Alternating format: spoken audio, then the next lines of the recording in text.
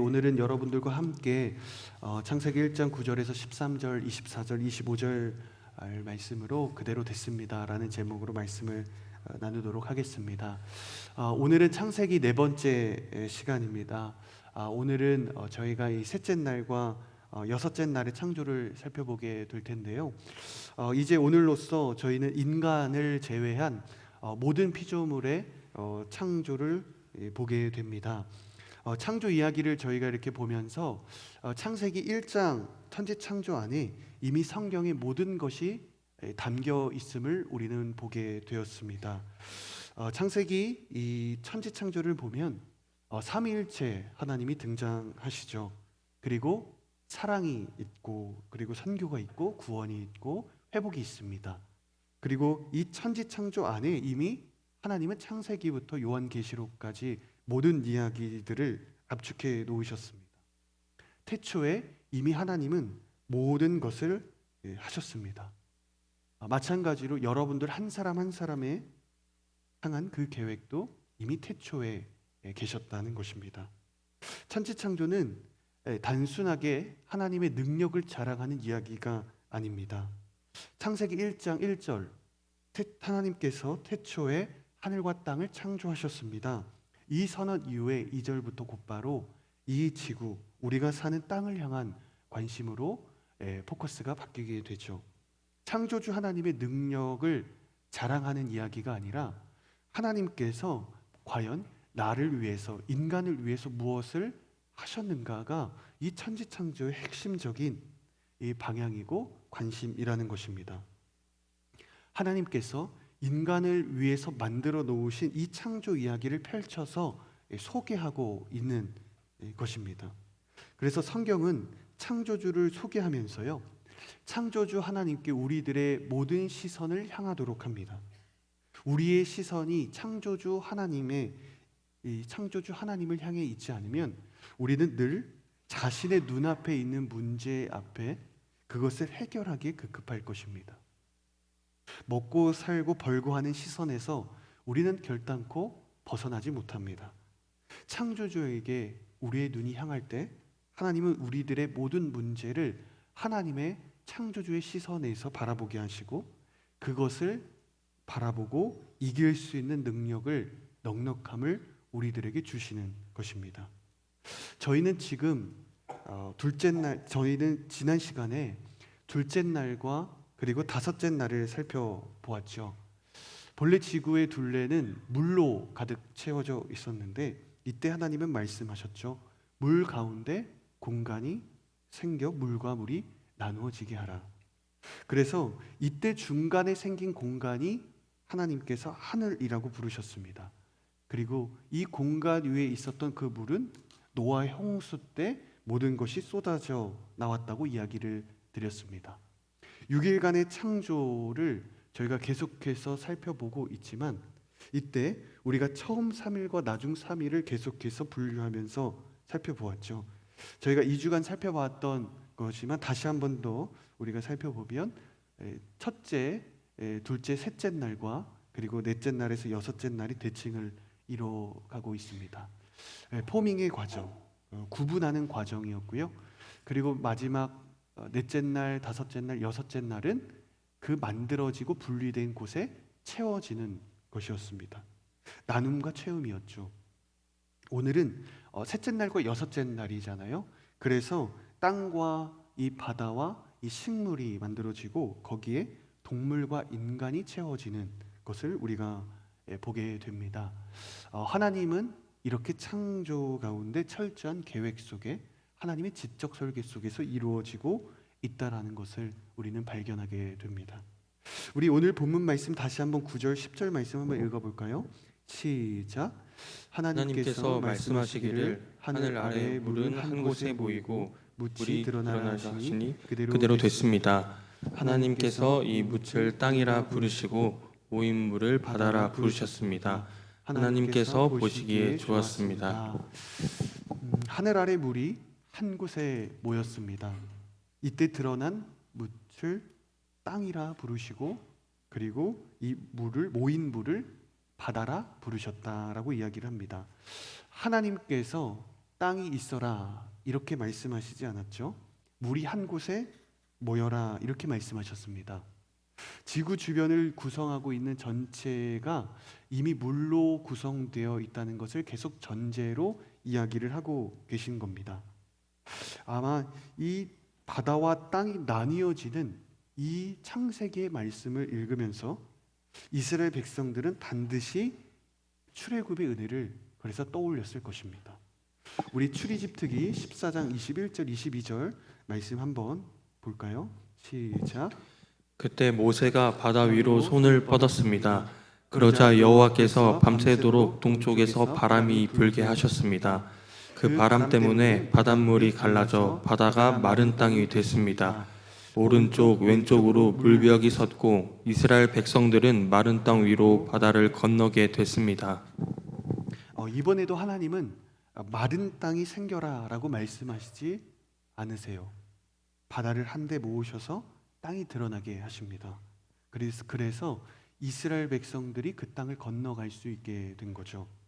지난주 말씀드렸듯이 하나님은 인간의 구원의 문제에 있어서 인간의 생명을 위해서라면 창조 질서를 깨는데 전혀 망설임이 없이 과감하게 행동하시는 분이십니다. 이스라엘 백성들은 홍해 바다를 건너면서 창조주 하나님을 실제 몸으로 체험했습니다. 창세기 창조를 두 눈으로 보게 된 거죠. 그리고 구원자이신 하나님을 바라보게 되었습니다.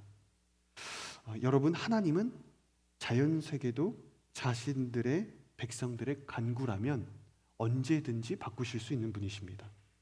하물며 여러분들의 모든 문제를 하나님께 간구하면 그 길을 내어주시지 않겠습니까?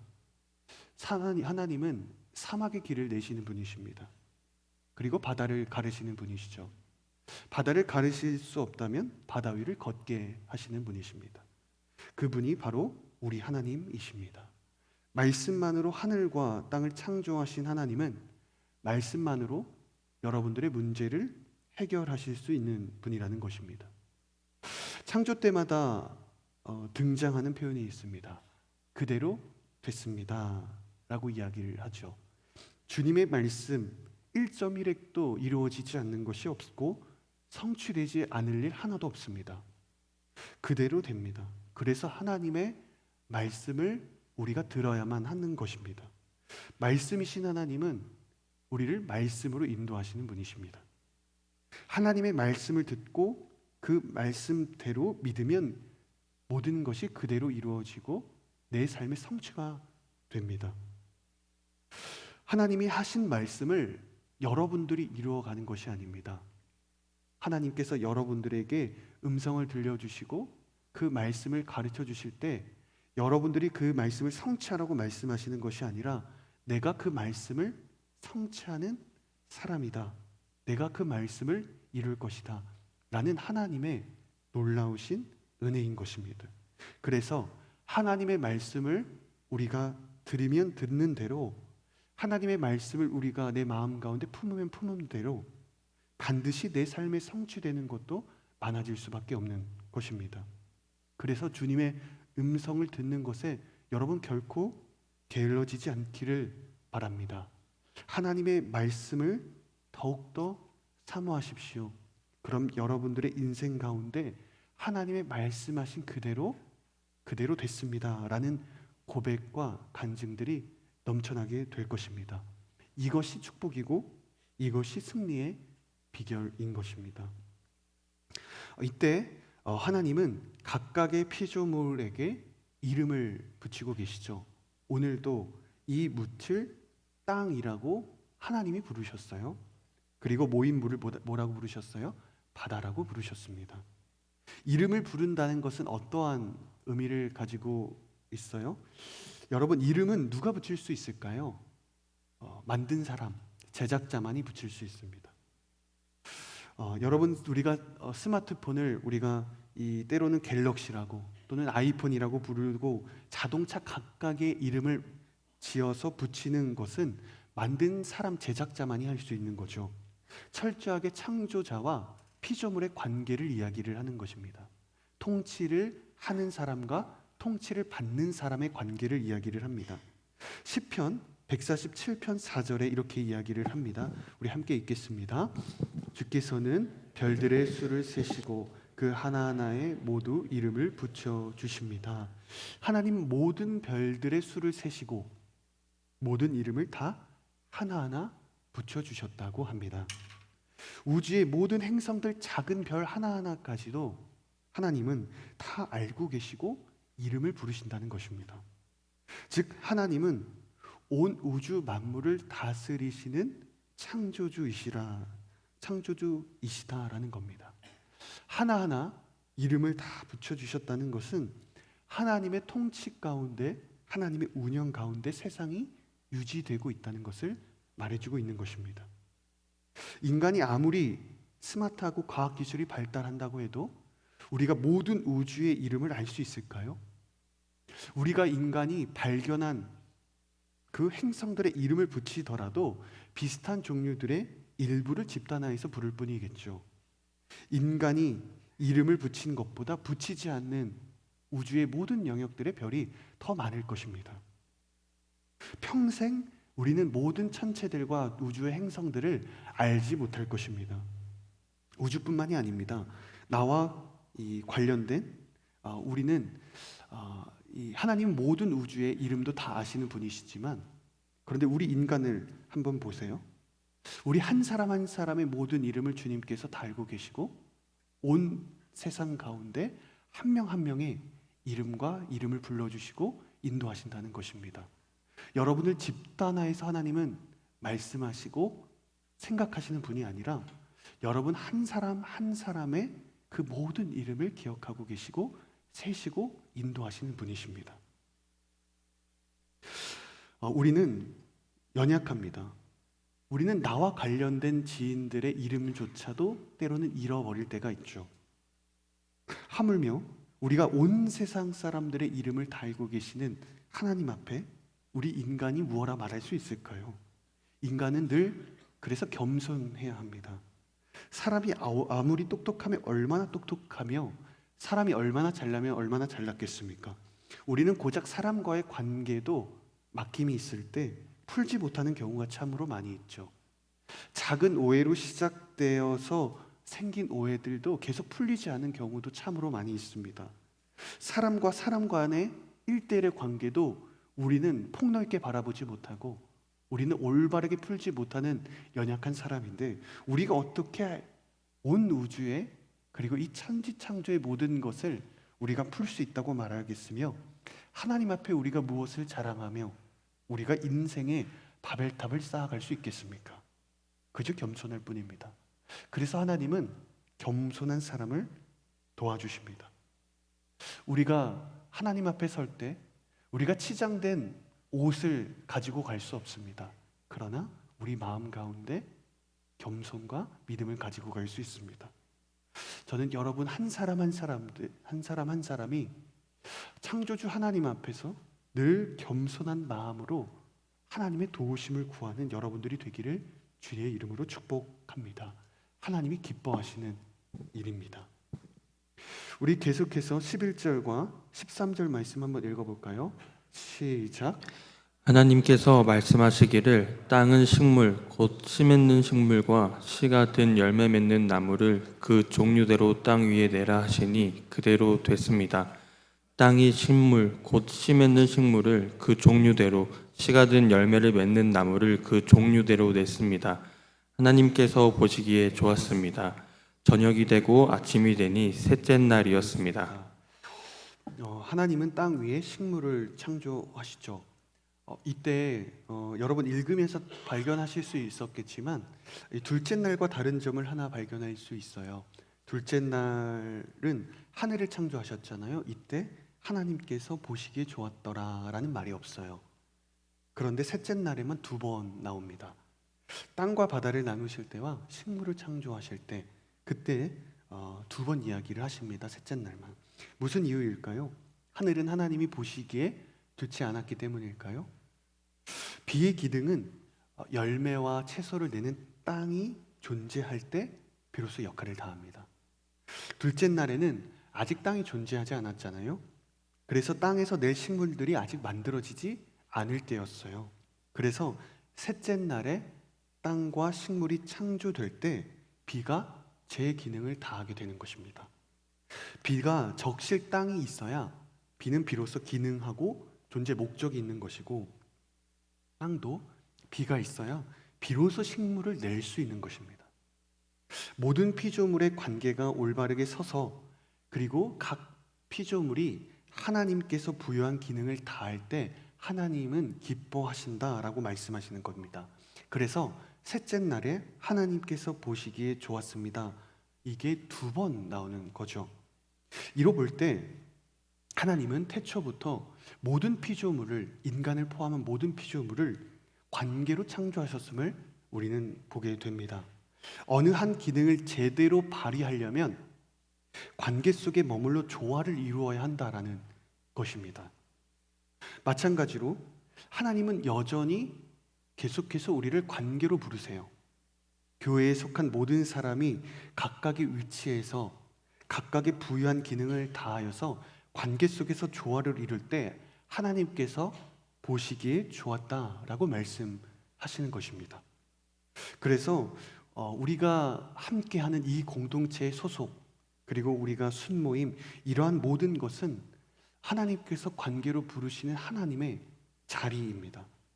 하나님께서 아담을 창조하실 때 하와를 만드신 결정적 이유도 아담의 외로움 때문이었습니다.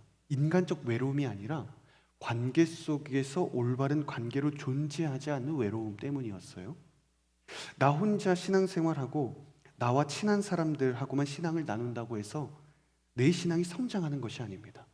정확하게는 하나님이 보내신 각각의 위치에 머물러서 그곳에서 사람들과 관계적으로 조화를 이룰 때 믿음이 성장합니다. 세상의 그 어떤 집단도 교회 공동체 순모임과 같은 곳은 없습니다.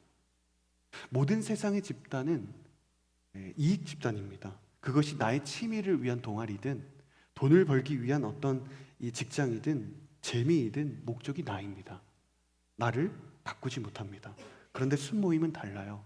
교회 공동체는 다릅니다. 하나님의 말씀을 나누고 서로를 위한 집단입니다. 이 나를 있는 그대로 받아주는 곳은 순모임밖에 없어요. 하나님의 창조 세계를 맛볼 수 있으려면 우리는 교회 공동체, 순모임, 우리가 이 아웃리치를 통해 함께 해야 합니다.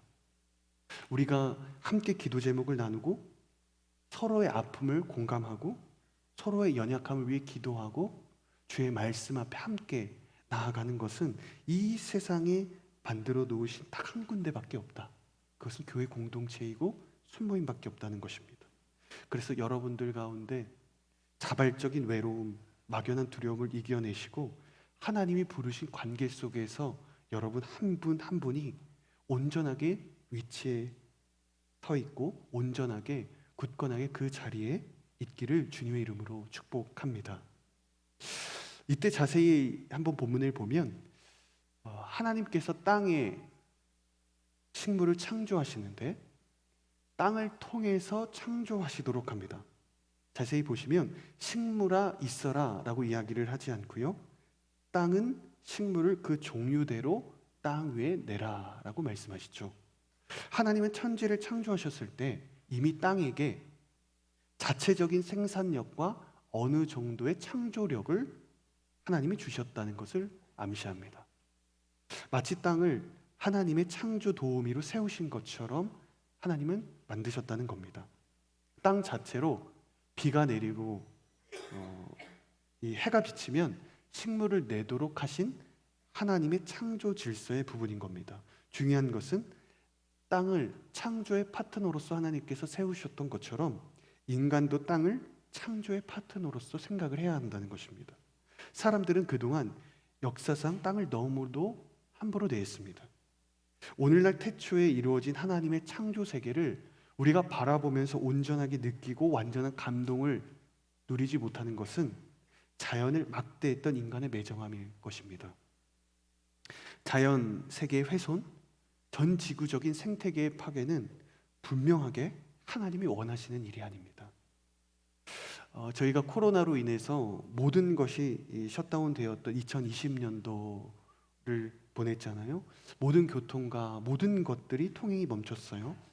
이때 가장 혜택을 본 영역이 어디였냐면 바로 땅과 이런 생태계였다고 합니다. 대표적으로 이 봉쇄 기간 동안 콜롬비아 남부에서는 이 생물의 다양성과 개체수가 평균 37%나 증가를 했고, 관광객이 방문하지 않은 해변은 39%나 증가를 했다고 합니다. 그 밖에도 희귀한 이 동물의 생활 반경이 확대되고 더 많은 개체들이 포착됐다고 합니다. 창세기의 말씀대로 생물들이 생육하고 번성하라, 이것이 창조 질서 가운데 있음을 우리는 알게 됩니다. 인간이 그동안 생물들이 생육하고 번성하지 못하도록 만든 결정적인 원인이 사실은 사람이었던 거죠. 그래서 레위기 25장에 보면 하나님은 안식의 해를, 안식년을 정해주시는데 7년째 되는 해 땅을 위해 어떠한 농작물도 심지 않고 안식하도록 합니다. 그래서 7년째 1년 동안 땅을 그대로 쉬게 합니다. 땅의 창조력과 회복을 위해서입니다. 당시의 기준으로 보면 얼마나 파격적인 법이에요. 그리고 오늘날에도 생각하면 너무나도 이 놀라운 법이죠. 규례죠. 하나라도 땅에서 소출을 내어야 먹고 살 수 있고 이익이 되고 우리가 이 삶을 영위할 수 있을 거라 생각하지만 하나님은 모든 것을 올스탑 시키십니다. 그리고 땅의 회복을 기다리도록 하십니다. 이것이 하나님께서 땅을 향한, 생태계를 향한 생각하시는 하나님의 이 창조 질서 가운데 주신 이 마음인 것입니다. 이것을 보면 하나님의 창조 질서에 맞게 인간이 얼마나 살아가지 못하고 있는가를 우리가 돌아보게 되죠.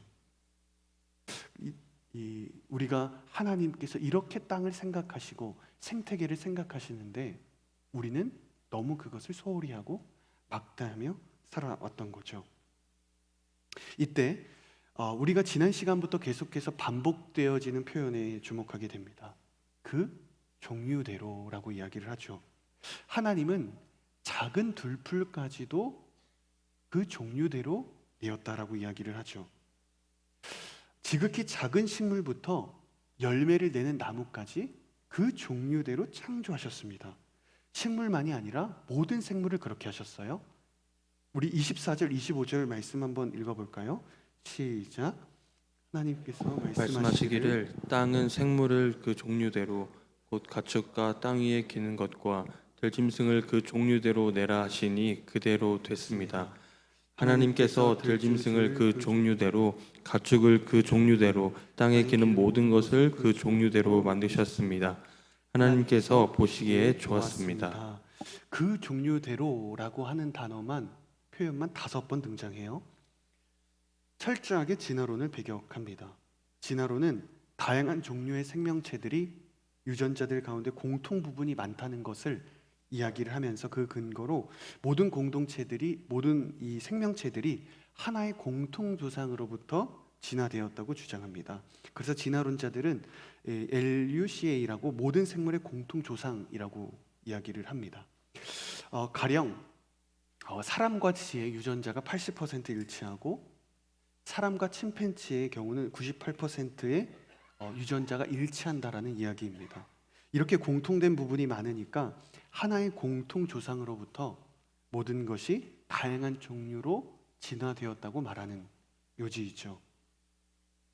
침팬지에서 사람으로의 진화는 98%의 일치를 하니까 2%의 변이만 있으면 인간이 100%로 된다라는 설명입니다. 그런데 이것도 2005년도의 버전이고요. 최근에는 침팬지와 인간의 염기 서열이 80% 정도 된다라고 밝혀지고 있습니다. 만일 이러한 기준으로 따지면 사실은 쥐가 침팬지보다 인간의 유전자와 더 일치합니다. 그러면 저희는 쥐가 진화해서 인간이 된 것일까? 네, 말이 되지 않죠. 그래서 최근 진화론에 맞서서 이 과학적으로 창조의 근거를 설명하는 학문이 등장했는데요. 그것이 창조 유전체학이라고 합니다.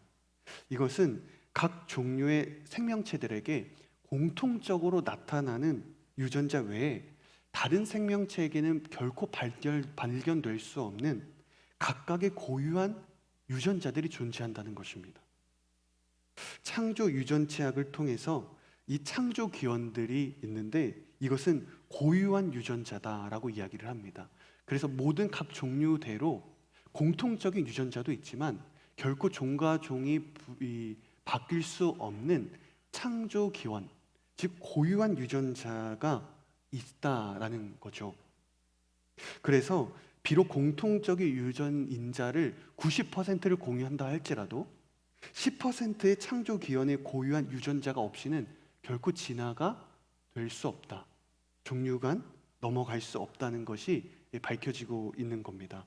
가령 이 꿀벌과 파리를 비교해 볼 수 있어요. 꿀벌은 23,471개 유전자를 가지고 있는데 그 가운데는 결코 진화로는 설명할 수 없는 고유한 유전자가 89개가 있다고 합니다. 즉 창조 기원 유전자가 89개가 있다고 하는데 이 대표적인 기능이 이 꿀벌의 대표적인 창조 기원 유전자의 기능이 이 로얄 젤리를 만드는 이 기능이라고 합니다. 그래서 이 로얄 젤리는 꿀벌만이 만들 수 있고 이는 창조 기원 유전자에 해당된다고 하죠. 그래서 꿀벌을 꿀벌답게 만드는 것은 공통된 유전자가 아니라 고유한 창조 기원이라고 하는 거죠. 아무리 파리와 꿀벌이 비슷하게 날아다닌다고 할지라도 비슷한 모양을 갖고 있다고 할지라도 아무리 진화를 한다 할지라도 파리는 꿀벌이 될 수 없고 꿀벌은 파리가 될 수 없는 거죠. 각각 가지고 있는 고유한 창조 기원이 있기 때문인 거죠. 이러한 사실은 하나님께서 모든 생명체를 각기 종류별로 창조하셨다라는 근거가 되고 20%의 차이로 인간을 인간되게 창조하셨다는 말씀을 뒷받침하는 근거가 됩니다. 하나님은 처음부터 모든 종류, 모든 생명체를 각 종류대로 만드셨습니다. 그리고 각각의 그 종류의 창조 기원 유전자를 심어주셨습니다. 우리가 성경 말씀을 보면 하나님은 온갖 들짐승과 새들을 뭘로 창조하셨어요? 땅의 흙으로 창조하셨습니다. 인간도 흙으로 창조하셨습니다. 그럼 인간과 짐승은 동일한 흙에서 만들어졌기 때문에 짐승에서 인간이 진화된 것일까요? 그렇지 않죠. 설사 인간과 가장 흡사한 동물의 DNA가 99% 설령 일치하는 동물이 있다고 할지라도 단 1%의 차이가 결정적인 차이라면 그것을 진화라고 말할 수 있을까? 여러분, 인간과 동물의 차이가 결정적인 차이가 무엇이었어요? 하나님은 사람에게만 하나님의 생기를 불어넣으셨습니다. 인간만이 하나님의 호흡을 담은 영적인 존재, 생명이 된 것입니다. 하나님의 생기가 없으면 그것은 인간이 아닙니다. 그것은 동물이겠죠. 하나님께서 인간과 이 동물 결정적인 차이를 주신 것은 바로 이 호흡입니다. 성령의 호흡이죠. 이것을 단 작은 차이라고 말할 수 있을까요?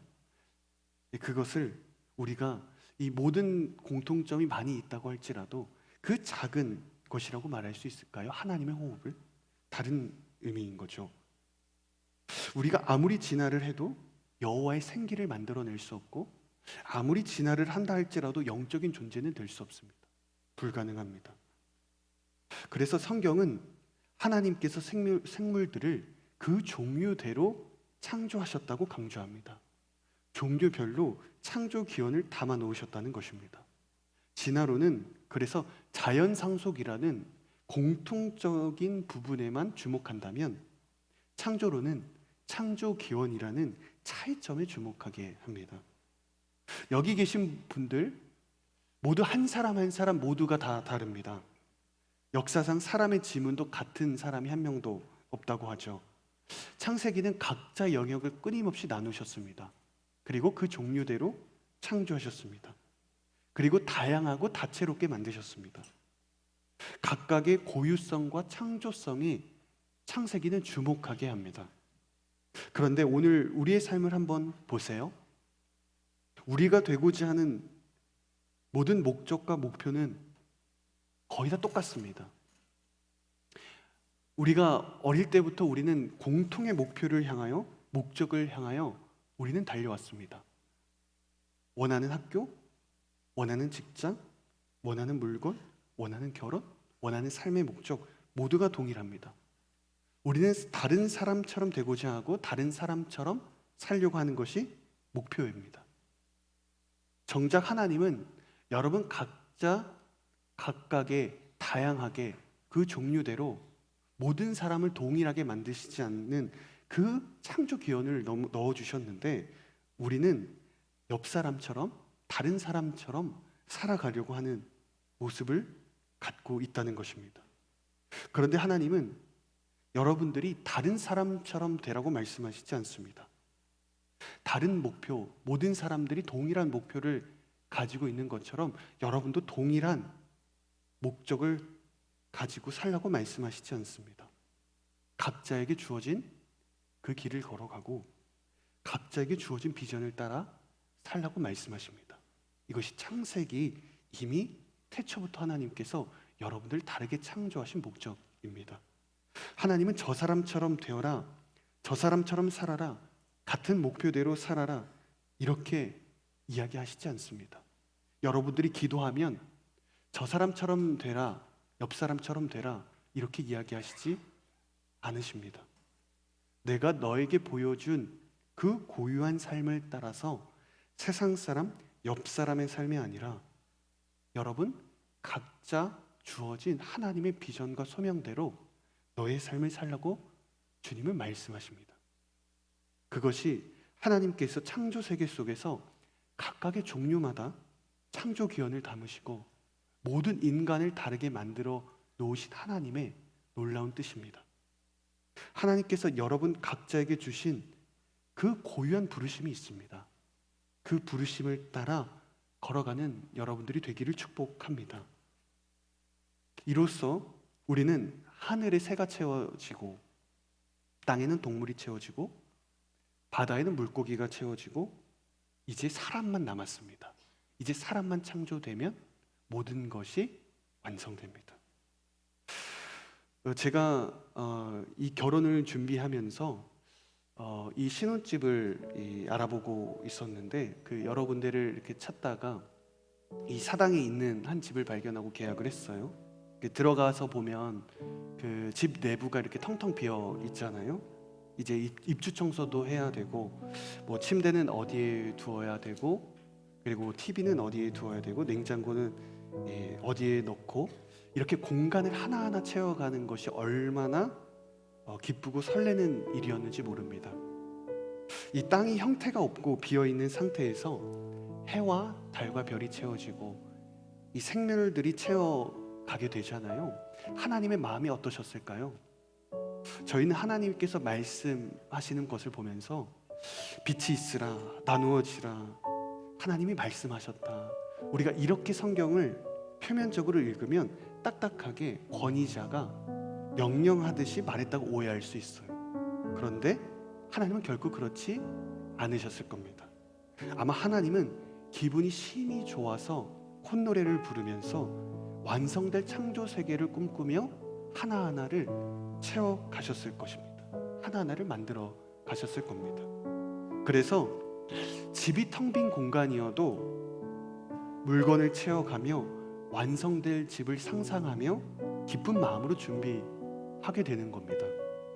결정적으로 왜 이 집을 텅 빈 집을 채워가는 이 상상과 기쁨 이것이 행복한지 아세요? 함께 이 집에서 살아갈 아내와의 행복한 가정생활을 그리기 때문입니다.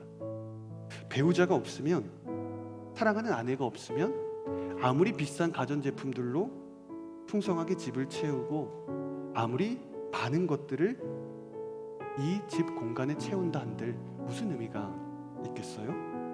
행복한 가정생활을 상상하기에 그래서 이 공간을 채워가는 것이 즐겁고 행복하고 즐거운 일입니다.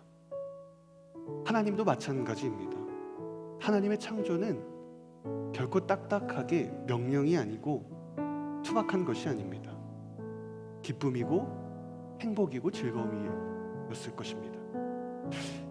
이 창조 세계를 만들어서 이곳에서 함께 살아갈 인간들과 사람들과 꿈꾸는 신혼생활을 하나님이 꿈꾸셨기 때문에 하나하나를 창조하시고 그 공간에 채워가는 것이 하나님께서는 참 기쁨이었고 행복이었습니다. 여러분, 아이가 태어나면 아이부터 집으로 데려오는 경우는 없습니다. 공간을 마련하죠. 침대를 마련하죠. 장난감을 마련하죠. 모빌을 만들어두죠. 모든 것을 다 준비해 놓습니다. 그리고 마지막으로 아이를 데려와서 아이를 침대에 눕힙니다. 이제 하늘과 땅은 완성되었습니다. 사람만 남았습니다. 이제 하나님은 사람을 이곳에 두실 것입니다. 하나님께서 이제 사람과 함께 행복한 이 신혼생활을 교제하면서 꿈꾸는 그런 완성이 이제 곧 보게 될 것입니다. 마찬가지로 하나님은 이렇게 여러분들을 만드셨고 여러분들을 키우셨습니다. 처음부터 하나님은 세상을 창조할 때 여러분과 함께 교제하며 함께 행복한 생활을 꿈꾸며 하나둘씩 세상을 채워가셨다는 것입니다. 여러분들을 위해 세상을 만드셨습니다. 세상이 여러분들을 위해 존재했다고 이야기를 합니다. 세상이 여러분 한 사람 한 사람을 위해 만들어졌다고 합니다. 얼마나 놀라운 일입니까?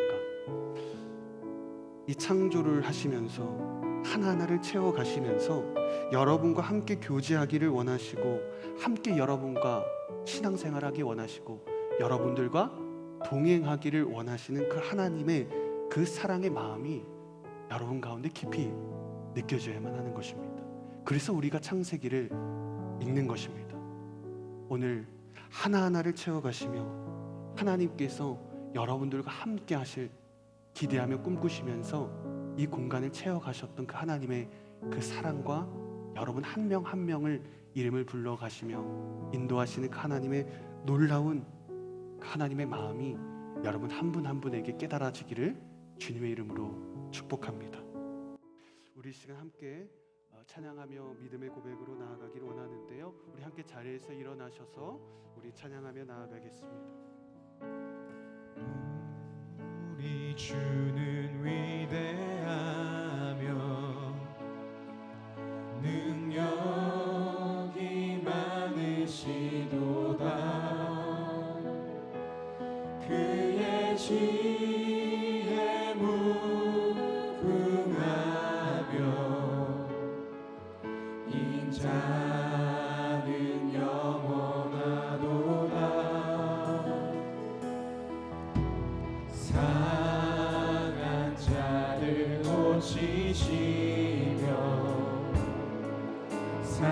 상처를 싸매시도다. 별들의 수를 세시며 이름을 붙이셨도다.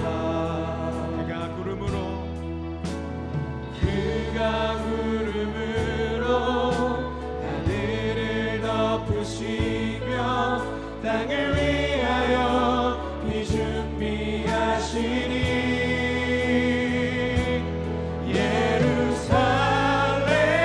예루살렘아 여호와를 찬송할지어다. 내 하나님을 감사함으로 그 앞에 나가며 주인 죄 앞에 경배. 우리 주는 위대하며 우리 주는 위대하며 능력이 많으시도다. 그의 지혜 무궁하며 인자는 영원하도다.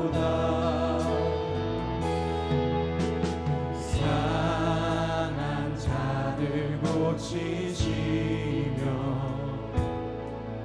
상처를 싸매시도다 별들의 수를 세시며 이름을 붙이셨도다 그가 구름으로 하늘을 덮으시며 땅을 위하여 비 준비하시니 예루살렘아 여호와를 찬송할지어다 내 하나님은 감사함으로 그 앞에 나가며 주 임재 앞에 경배로 예루살렘아 여호와를 찬송할지어다 내 하나님을 감사함으로 그 앞에 나가며 주 임재 앞에 경배 예루살렘아 예루살렘아 여호와를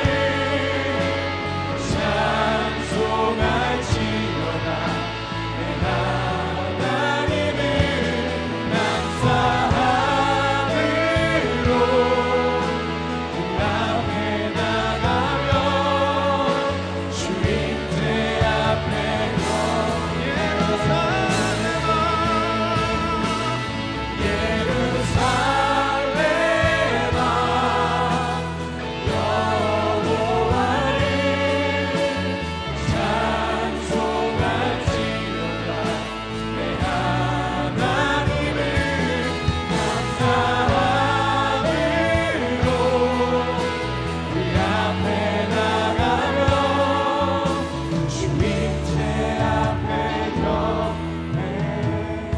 사랑하는 여러분, 우리 함께 기도하며 나아가기를 원합니다. 온 세상과 만물을 창조하신 하나님이 바로 여러분들의 하나님이십니다. 하나님은 여러분들이 간구할 때 바다를 여시는 분이시고, 여러분들이 사막에 걸어갈 때 강을 내시는 분이시고, 바다를 여실 수 없다면 여러분들을 바다 위로 걷게 하시는 분이십니다. 하나님, 그 창조주 하나님이 여러분들을 위하여 일하고 계시며, 하나님은 여전히 여러분들의 간구에 응답하실 것입니다. 여러분, 하나님의 창조 세계를 만드시고 그것을 아버지의 마음대로 하나님의 여러분들의 인생을 위해서 그것을 바꾸시기도 하시는 분이십니다. 그런데 여러분들의 그 어떠한 모든 문제와 여러분들의 인생 가운데 풀리지 않는 일들이, 하나님 앞에서 해결되지 않은 일들이 있겠습니까? 오늘 이 시간 우리가 다시 한번 천지를 창조하신 하나님, 바로 그분이 나의 하나님이시며 나의 모든 것을 이루어 가시는 분이시며 나의 모든 문제를 해결하시는 분이심을 고백하며 나아가게 하여 주시옵소서. 우리 시간 주여 한번 외치고 동성으로 기도하며 나아갑니다. 주여,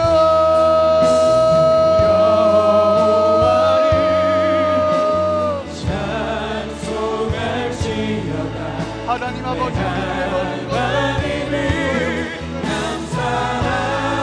아버지 하나님, 우리의 모든 것 가운데 그 앞에 나가며 주 임재 앞에 경 하나님 아버지, 우리의 모든 것들 가운데 길을 내시는 하나님을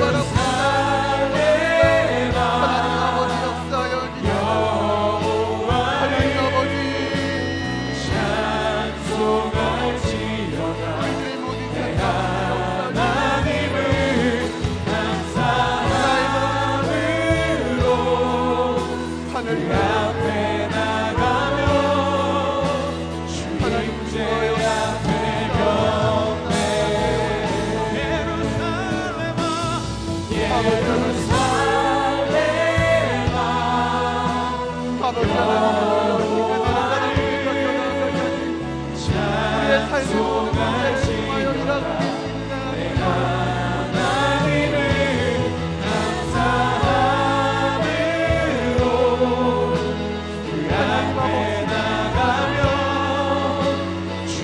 앞에 경배 주님은 나의 인도하여 아버지 인도하여 주님은 나의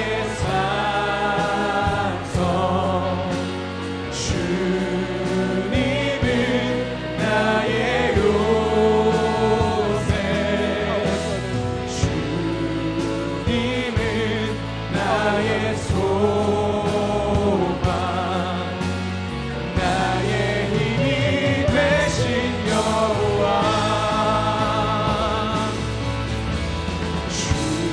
주님은 나의 산성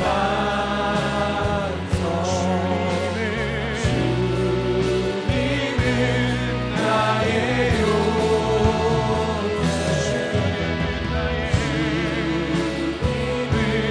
나의 소망 나의 힘이 되신 여호와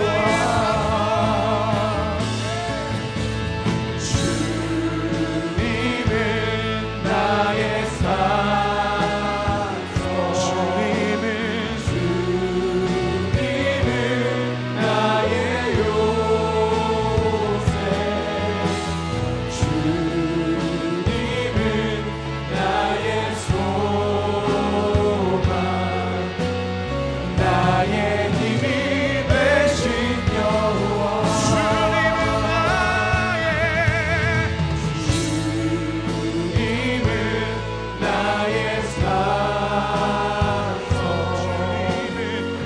주님은 나의 요새 주님은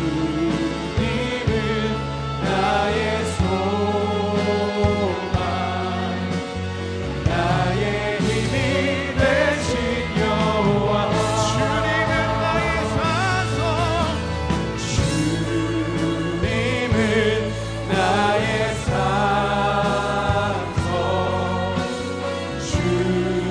주님은 나의 요새 주님은 나의 소망 나의 힘이 되신 여호와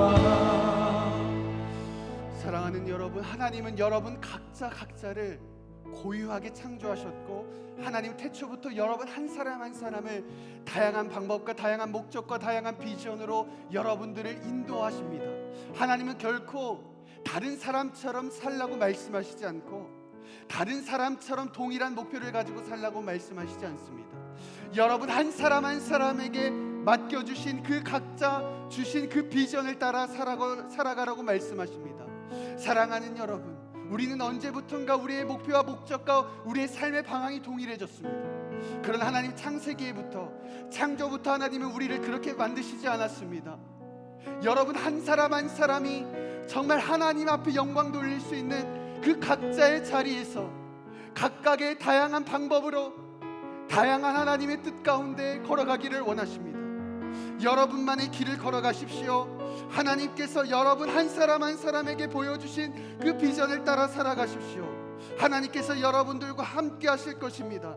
하나님께서 여러분 각자에게 믿음으로 담대하게 두려움을 넘어 걸어갈 때 하나님은 여러분들에게 놀라운 은혜를 주시고 도와주실 것이고 함께 하실 것입니다. 우리가 그 하나님의 뜻을 따라 하나님의 비전을 따라 하나님의 뜻을 따라 우리가 믿음으로 고백하며 우리만의 길을 걸어갈 수 있는 용기와 담대함을 허락하여 주시옵소서. 우리 시간 주여 한번 외치고 기도합니다. 주여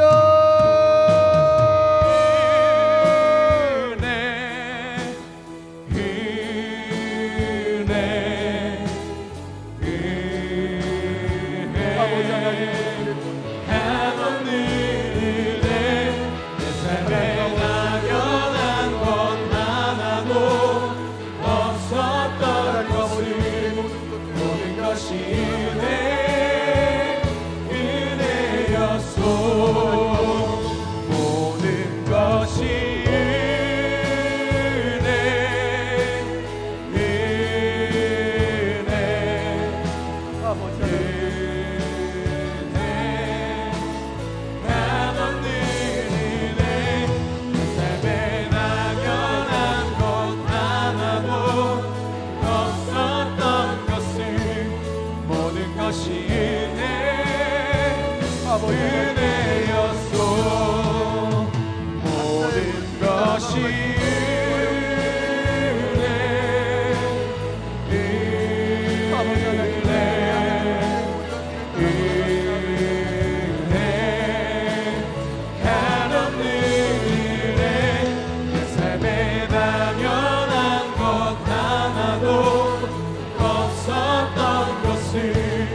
모든 것이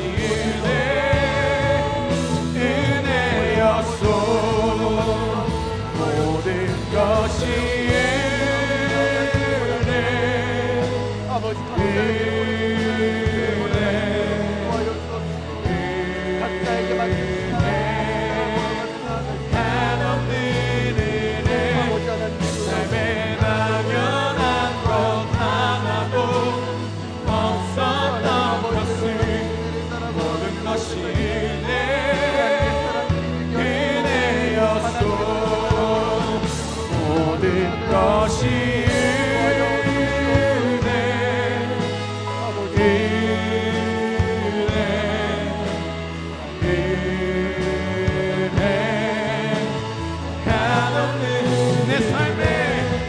삶에 당연한 것 하나도 없었던 것을 모든 것이 은혜였소. 모든 것이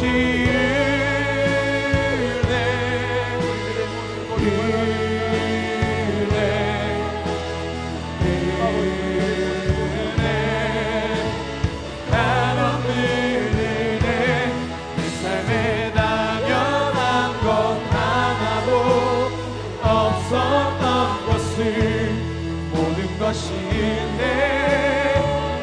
은혜였소. 모든 것이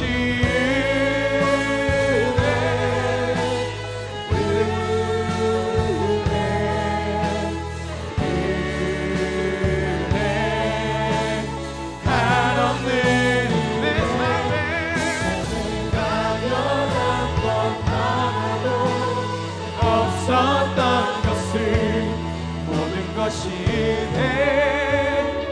은혜였소. 하나님께서는 세상을 창조하셨습니다.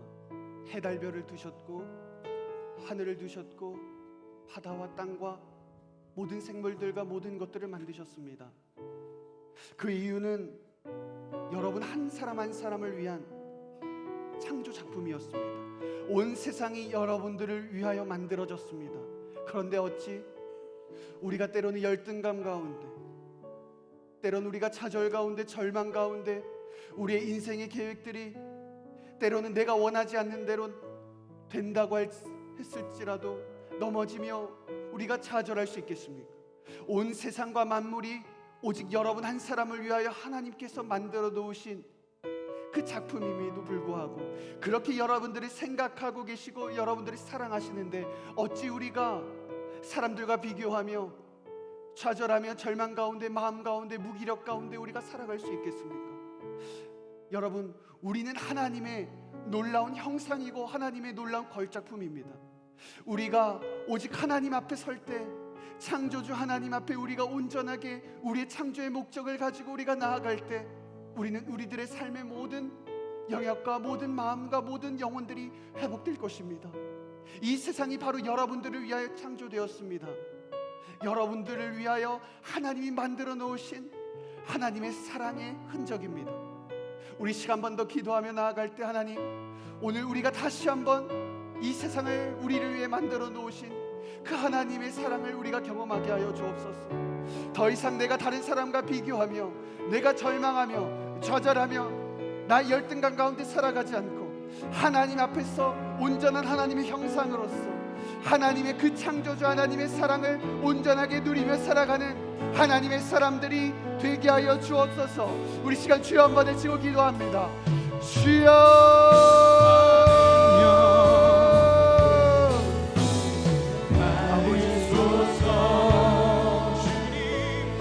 아버지 하나님, 모든 영광과 존귀와 능력 하나님 아버지, 우리가 어찌하여 우리가 낭망할 수 있겠습니까?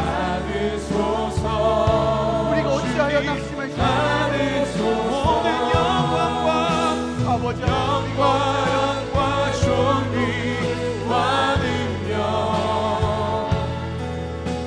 아버지 하나님 받으소서 주님 받으소서 하나님 모든 영광과 존귀와 능력 아버지 결코 우리가 알 수 없는 은혜만 받으소서 주님 받으소서 그리스도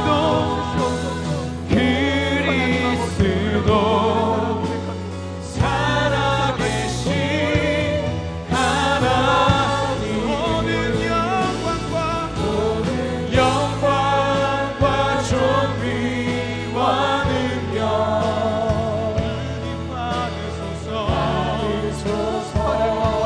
주님 받으소서 모든 영광과 존귀와 능력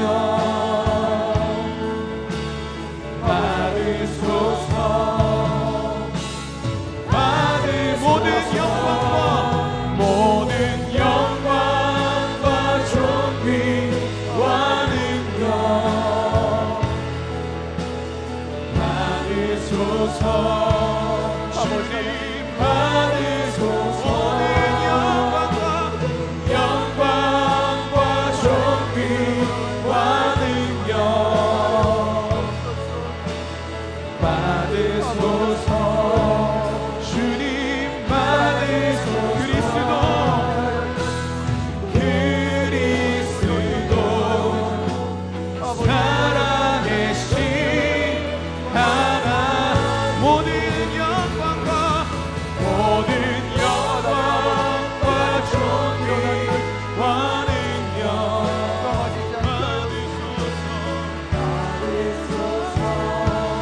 주님 받으소서 모든 영광과 존귀와 능력 받으소서 주님 받으소서 그리스도 살아계신 하나님 하나님 아버지 감사합니다. 나 한 사람을 위하여 하나님 별을 만드시고 해와 달과 모든 창조 세계를 만들어 주신 하나님께 모든 영광과 존귀를 올려드립니다. 우리가 그 하나님의 놀라운 사랑을 이 시간 다시 한번 힘입어 걸어가기를 원합니다. 하나님의 사랑이 오늘 나를 잊게 하셨던 것처럼 그 하나님의 사랑으로 우리가 오늘 그리고 우리가 또 한 주간을 살아갈 수 있도록 하나님 역사하여 주시옵소서. 하나님 이 세상 가운데 하나님의 사랑이 없이는 하나님의 흔적 없이는 하나도 이루어진 것이 없음을 고백합니다. 하나님의 최고의 사랑의 흔적인 바로 우리가 하나님의 창조의 놀라운 그 사랑과 은혜를 하나님의 형상을 온전하게 회복하게 하시고 우리가 창조주 하나님을 늘 기억하며 하나님 앞에 우리들의 모든 인생을 올려드릴 수 있는 귀한 하나님의 백성들이 될 수 있도록 인도하여 주시옵소서. 우리를 위해 모든 것을 포기하시고 때로는 자연과 창조의 세계를 깨시고 인도하시는 하나님, 우리들의 모든 문제를 해결하실 수 있는 하나님께 우리들의 모든 것들을 올려드립니다. 하나님 우리들의 기도를 받아주시고 우리들의 부족한 간구에 하나님의 놀라운 사랑과 은혜로 충만한 하나님의 임재함으로 함께하여 주옵소서. 우리들의 모든 인생을 창조주 하나님께 올려드립니다. 감사드리며 이 모든 말씀 살아계신 예수님의 이름으로 기도합니다. 아멘. 우리 살아계신 하나님께 감사와 영광의 박수 올려드리겠습니다.